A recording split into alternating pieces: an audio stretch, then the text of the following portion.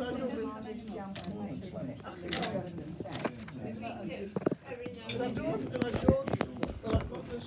yes, Terry, the ones in Scotland.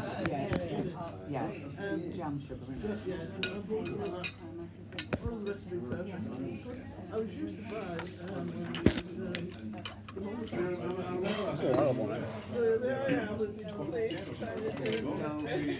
Make sure it's skinny.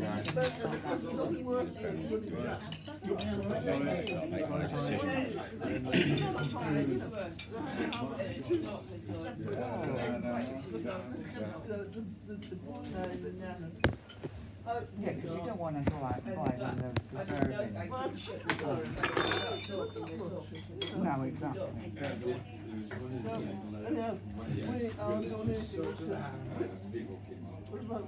one understood their children was not in jam, right? And the other two were in garlic jam. Yeah. How you going? No eggs. No eggs. There are millions out there, Bertie. About a couple of hours. No, probably less than Eggs are that. coming loose. So I had popcorn prawns yesterday. They're absolutely fantastic. I thought I was going to be getting, I thought it was going to be like sort of those crisp things that blow up. Like, in other words, a product flavoured prawn, like prawn. But it wasn't. It was absolutely brilliant. So now I'm torn between lamb kofta or a trio of king prawns. No. Was it a different menu? Yeah. This is for Din-Din's today, dinner tonight. Yeah. A whole sea bream. That sounds nice. Minted lamb Do they pie. still keep a room for us when there's not much here, like tonight? Tonight? Yeah. Nobody normally go in there. Have you got your daughter? That's right. Although sometimes they do, sometimes they don't. I don't know what they did last year. Probably by the sounds of it out there.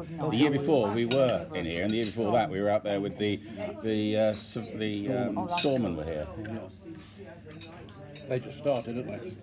Recently. Yeah. I don't know. You've not heard of them since No, that that's one. right. Yeah. We were going to try to keep in touch, but we don't actually know. We don't have a contact point. I was in 10 days. Oh, this is ridiculous. They've got 4 things on here I want. Took all of them. I don't do decisions. Take them all. I still can't get my head around that. When our son was born, the 16, that's what we did. And now when the baby's born, this guy's the same day. Now what's changed? The amount of space they've got. I had kids overseas, and I had to stay in a week. It was mostly because we didn't have any applications.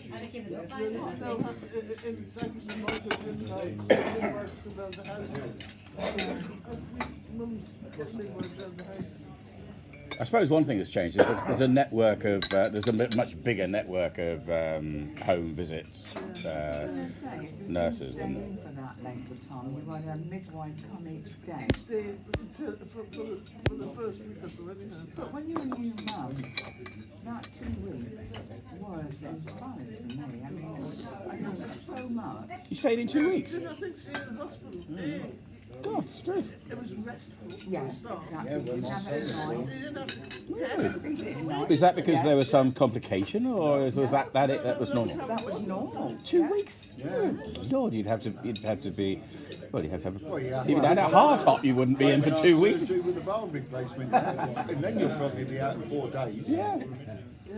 When I had my knee done, Yeah. I went in on the Wednesday morning. I had the operation on the Wednesday morning. I was back home Friday night. And it really was. They're afraid you'll catch something. It's still too early now, but Really? You've got a plastic knee or something? Metal one. Metal one. So what did you do to get all these leg problems? I think that's your running days, isn't Ah. it? Yeah. Right. A lot of running. Yeah. And for the air. Ball rugby. Didn't help.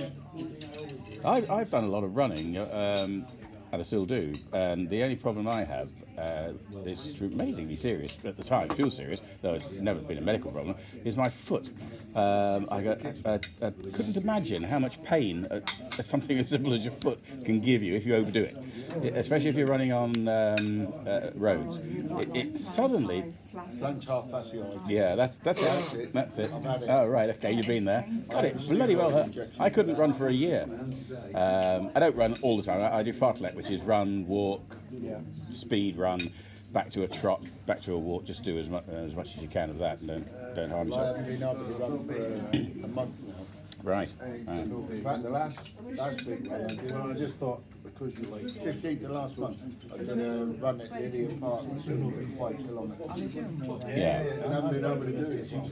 Right. Once it's a bug, isn't it? I got it in the Air Force because I was kind of forced into joining the cross-country running team because they needed somebody and my mate was in it. And then once you've got the bug, you can't really stop for time sometimes. But Yeah, it's difficult. People don't understand it. So why do you go running? I said, no, enjoy it. Yeah. It's painful and it hurts, but I enjoy it. Yeah, it is odd. I wouldn't have thought I would have done it all my life. I thought I would have just given up, but I miss it.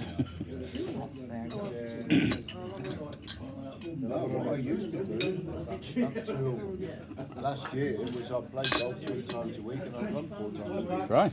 On the days I didn't play golf, I go out running. Very good. So your heart should be in good shape. The heart's very good, it's the rest of it is full.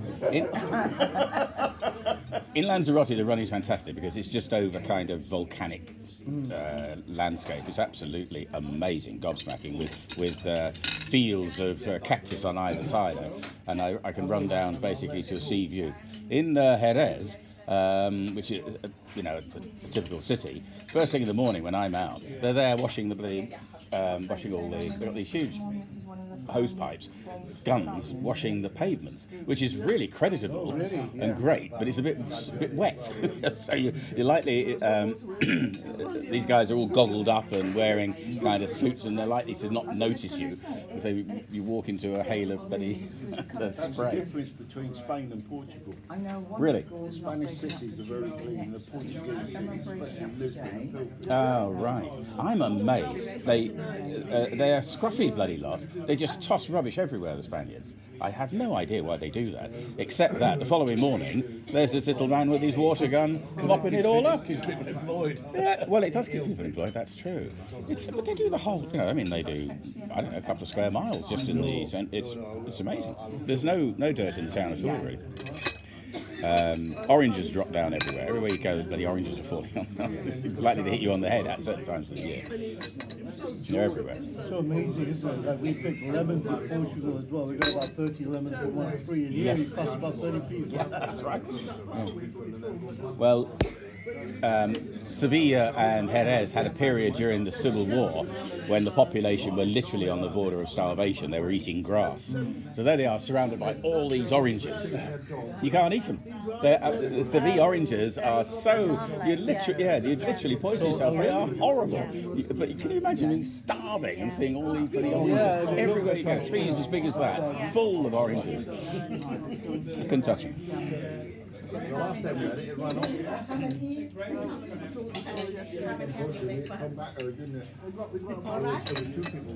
And when you're out there, it's warm, isn't it? I feel more kind of a good feeling of going out. I mean that's the beauty of the thing. It's I wish it was. I wish there was a bridge to England, but because I do miss England. But you just fall out of bed. You don't give any consideration almost all year round. In the Canary Islands, it's February can be a bit nippy. We have a gas fire that we bring in at night sometimes, but literally all year round, you fall out of bed. You don't give a thought to heat. And it's shorts. I suppose I might wear longs 10 days in the year. So from that perspective, it's very, very palatable, very nice. I don't actually like the sun, so it's a bit of a strange decision. Although Jenny's a sun lover, but I don't. I'm after 20 or so years in North Wales where the bloody rain goes sideways and you're chipping ice off your car window every morning. God, it's been a nice change from that. I think that's why we haven't come back. I don't know how we Think you ever will? well, we always intended to. We all our families over here. We never intended to stay there. We intended just to be there for a few years in the sun to please our daughter who wanted to go to school there. And she came back to England to college, left us there, and we don't know how to come back.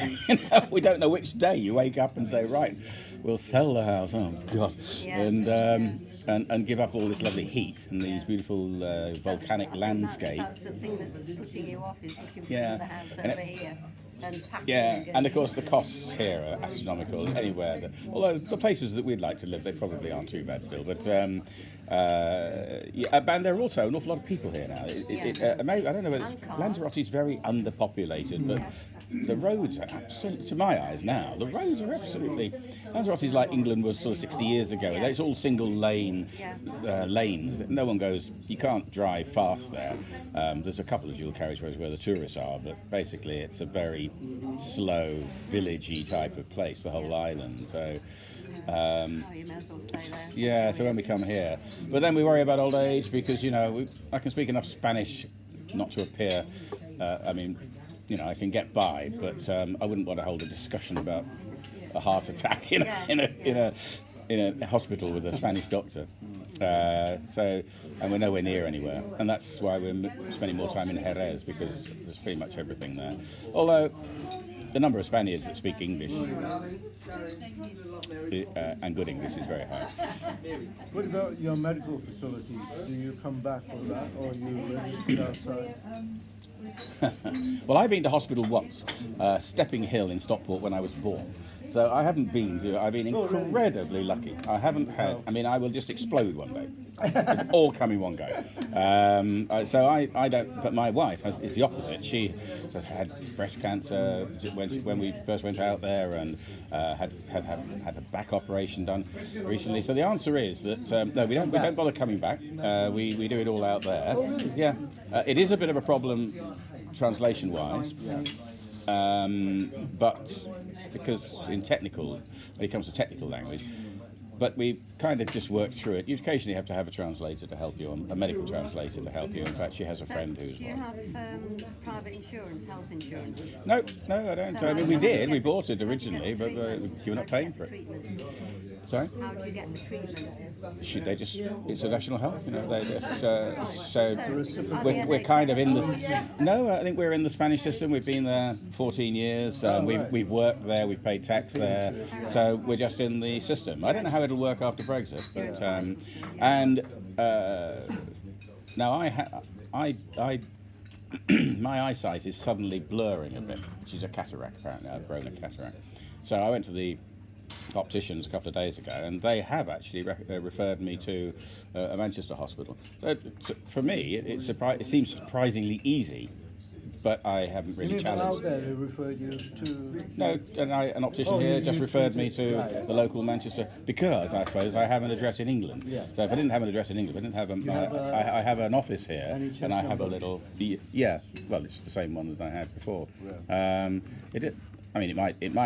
might run into problems on that, and then I'd have to go out there. But I've not been to the doctors there either, so I don't think I'm in their system actually. But Jenny definitely is in. But your taxes are all both sides, is it? Like if you pay. Yeah, strictly speaking, When you earn yes, here. I'm a swallow, so I spend almost as much time here and there. So my tax position's a bit odd. Well, it's very simple actually. I don't pay it because the levels of income that I earn in each country keep me underneath it. So, but if I'm doing it right, I would declare everything in Spain, be it English or Spanish, and everything in England, be it English or Spanish, and then go for a double taxation to sort it out. It's a lot easier just to do nothing. Spain is actually changing in that regard. But Spain, no one pays tax in Spain. They're unbelievable. Their whole mental attitude. Yeah, Greece is like that. A lot of European countries. That's why they're in trouble. That's right. It is absolutely But why nobody they're in pays trouble. into the They country. don't collect taxes. And there's black money, as they used to call it. The EU are trying to stamp it out. But you'd go to buy a house, and you'd offer 150,000, and they'd say, right, but it's going to be 50,000 in black money and 100,000 on the deed. You go into the bloody notary, who's a government official, effectively of the tax office. All doing that. You sign off the thing, and somebody passes a bag of money. Yeah, yeah. It's unreal.